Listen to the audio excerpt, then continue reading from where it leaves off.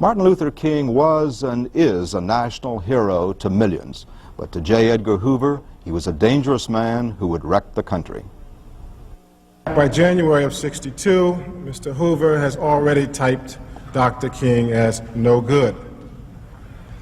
Hoover is particularly disturbed after, in 1963, it became clear that the concept of nonviolence was gaining adherence, a adherence to be made even more clear by the time the March on Washington came around. This development of the concept of nonviolent confrontation or nonviolent protest was seen as a threat to law enforcement and something the Bureau was indeed unhappy about. This was aided, apparently, by what the Bureau regarded as Dr. King's direct attacks on Mr. Hoover and the Bureau. And the public controversy was pretty much full-blown at the time, in 1963, when Mr. Sullivan, who should be able to give us some assistance on this matter, communicates to Mr. Hoover a plan for dealing with Dr. Martin Luther King. Quoting from a memorandum, the plan here is to completely discredit Dr. King by, quote, taking him off his pedestal and to reduce him completely in influence.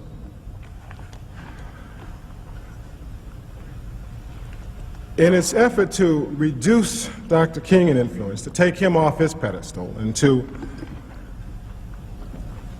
change, if you will, his image before the masses, we began to get some insight into the thought process of the FBI at this time. And on they go with this effort to discredit, and start they do the bugs on Dr. King.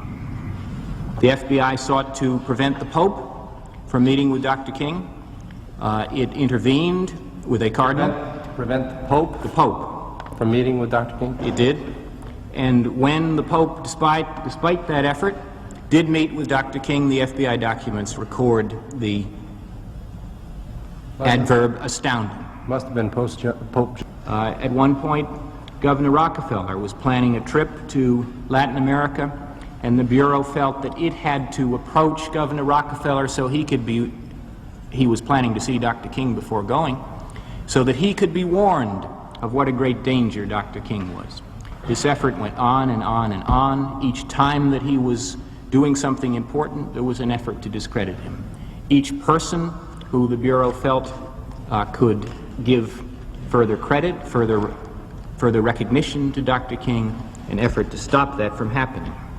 The Bureau went so far as to mail anonymous letters to Dr. King and his wife, which were mailed shortly before he was awarded the Nobel Peace Prize, and finishes with this suggestion.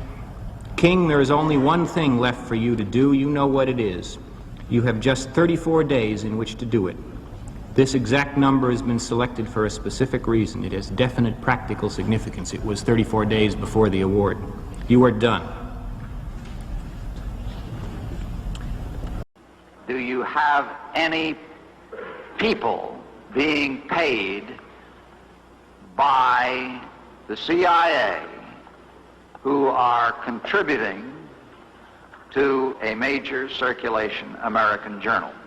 We do have people who submit pieces to American journals. Do you have any people paid by the CIA who are working for television networks? This, I think, gets into the kind of getting into the details, Mr. Chairman, that I'd like to get into in executive session.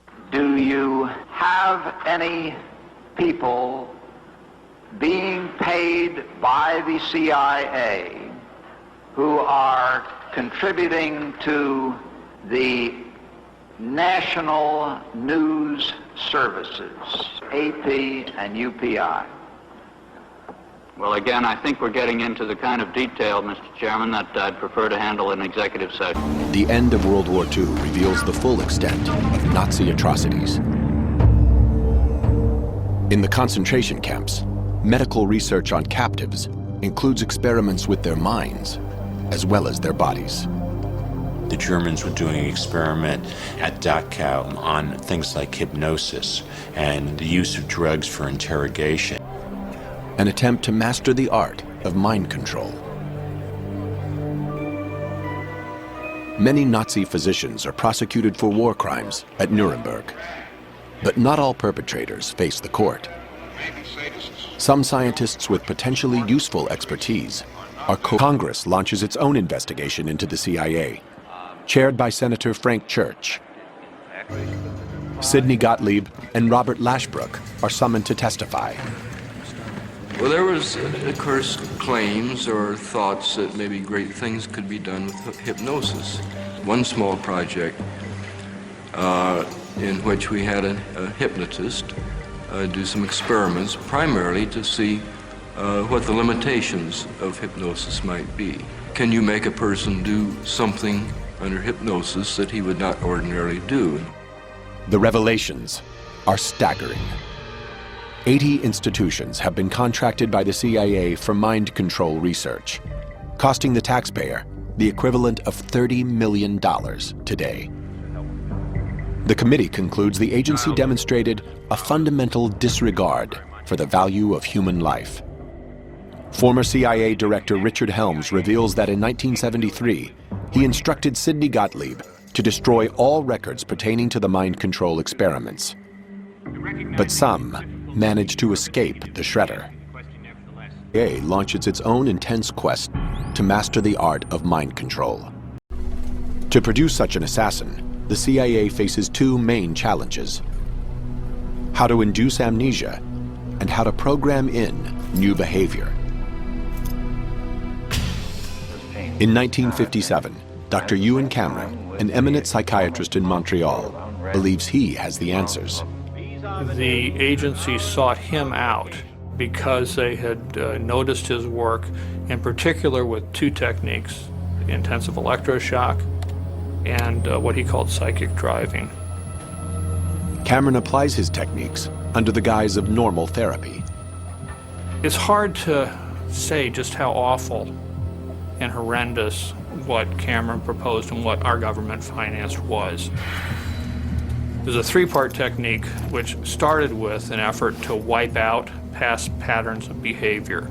And this was accomplished through the use of particularly intensive, repeated, high-level electroshocks until no more convulsions could be elicited from a patient. Cameron then plays tape-recorded messages through helmets that are locked to his patients' heads. This psychic driving forces them to listen to repetitive statements for weeks on end to program in new behavior. Now, the final phase was to try to wipe out all recollection of what had happened, and that was accomplished by putting people to sleep for 30, 40 days, accompanied by different kinds of cocktails of drugs. Now, that's not any kind of therapy. That's a brainwashing experiment. Since the Greeks first started thinking about medical ethics, the first rule was do no harm. That's a rule Cameron broke. For 4 years, the CIA fully funds Cameron's work, hoping to use his techniques to create a Manchurian candidate. Psychiatrists throughout the nation, at hospitals, prisons, and some of the top universities, are similarly on the agency's payroll. Every possible brainwashing technique is explored. Senator Kennedy, I have a 2-page prepared statement, if I may give it to you, and then you can ask me anything you'd like. 1953, my father, Harold Blower, died. At the time, his family was told that he died after receiving an overdose of a drug being given to him for diagnostic and/or therapeutic purposes. Now, the Department of Army has informed me that my father was a victim of a drug test program administered by the New York State Psychiatric Institute under an Army contract. The Army has supplied me with some of the file describing these experiments, which I believe you have. The description of my father's participation in this program is something I still find difficult to believe, much less understand. Not only is there no record of permission from my father to administer experimental drugs, but they were apparently forced upon him. I quote from the record, "First day, first injection, first comment. Very apprehensive, considerable persuasion required." Anyone who's been around mental institutions can tell you that means my father was tied or held down. And prior to the third injection, my father pleaded, "Why do you do this? I have plans to go home tomorrow." It's an outrage that this type of experiment has been permitted. There must be no more secret contracts to conduct experiments on innocent people. I cannot begin to express the dismay, fear, anger, pain that I feel, but I would like to make the strongest plea that I can that all those within range of my voice start to work with the philosophy that the best way to prevent this kind of horror, whether misuse of experimental or even everyday drugs, is to encourage people to believe that they are responsible for their own bodies. In order for people to be capable of making intelligent... Well, I'm not sure when it started. Are you talking about... Stop. When did it halt? Well, are we talking about psychotropic drugs or psychomimetic drugs? All right. Any kind of drugs that are used in any behavioral research or experimentation. At the same time, that capability at any time could be turned around on the American people. And no American would have any privacy left. Such is the capability to monitor everything, telephone conversations, telegrams, it doesn't matter. There would be no place to hide. If this government ever became a tyranny, if a dictator ever took charge in this country, the technological capacity that the intelligence community has given the government could enable it to impose total tyranny. And there would be no way to fight back, because the most careful effort to combine together in resistance to the government, no matter how privately it was done, is within the reach of the government to know. Such is the capability of this technology. Now, why is this investigation important? I'll tell you why. Because I don't want to see this country ever go across the bridge. I know the capacity that is there to make tyranny total in America. And we must see to it that this agency and all agencies that possess this technology operate within the law and under proper supervision, so that we never cross over that abyss. That's the abyss from which there is no return.